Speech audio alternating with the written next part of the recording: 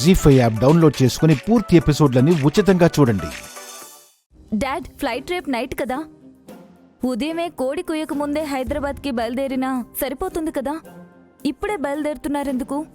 హైదరాబాద్లో బిజినెస్కి సంబంధించిన వర్క్ ఉంది శృతి, అందుకే ముందే వెళ్తున్నాం. మళ్ళీ రావాలే. నీకేమైనా పనుందా? పనంటే కొంచెం అర్జెంట్ పనుంది డాడ్. సరే, బస్టాండ్లో నన్ను డ్రాప్ చేసి నీ పని చూసుకోమ్మా. ఇప్పుడు చూడకూడని వాళ్ళు చూస్తే నా పని అయిపోతుందనే డాడ్ నా భయం. ఇది మీకు చెప్పలేనే.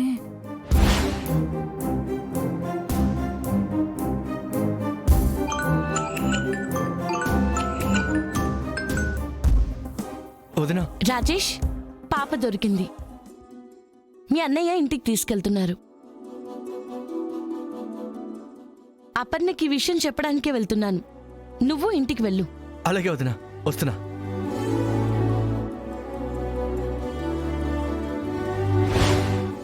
ఎప్పుడూ చెప్పేది శృతి, మీ అమ్మకి నాకు నీదే బెంగైపోయింది.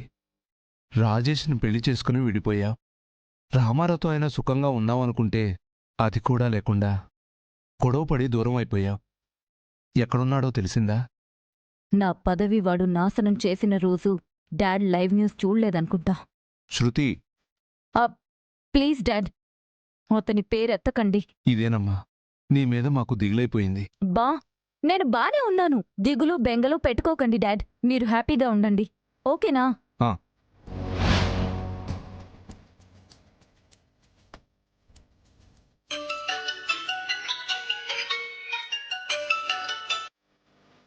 డైరెక్టర్ గారు. చిన్ని దొరికింది రామారావు. వెతుకుతుంటావని చేశాను. నేను అపర్ణ దగ్గరికి వెళ్తున్నాను. తర్వాత చేస్తాను రామారావు. అలాగే డైరెక్టర్ గారు, వచ్చేస్తున్నాను.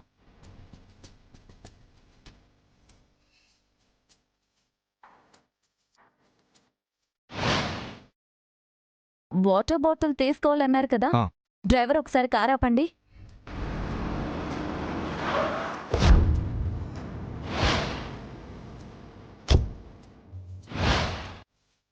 నేను తీసుకొస్తాను డాడ్. సరేనమ్మా.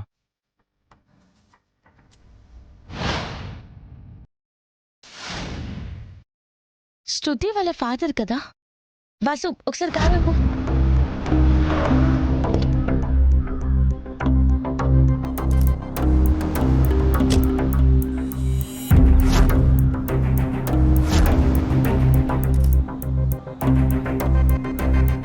నమస్తే అండి. ఎవరు? అక్షర కదా. నమస్తే అమ్మా. చూసి చాలా రోజులైంది. ఈ పరిస్థితుల్లో మిమ్మల్ని కలుస్తాననుకోలేదు. అవునమ్మా, తనదే తీరని బాధ అయిపోయింది మాకు.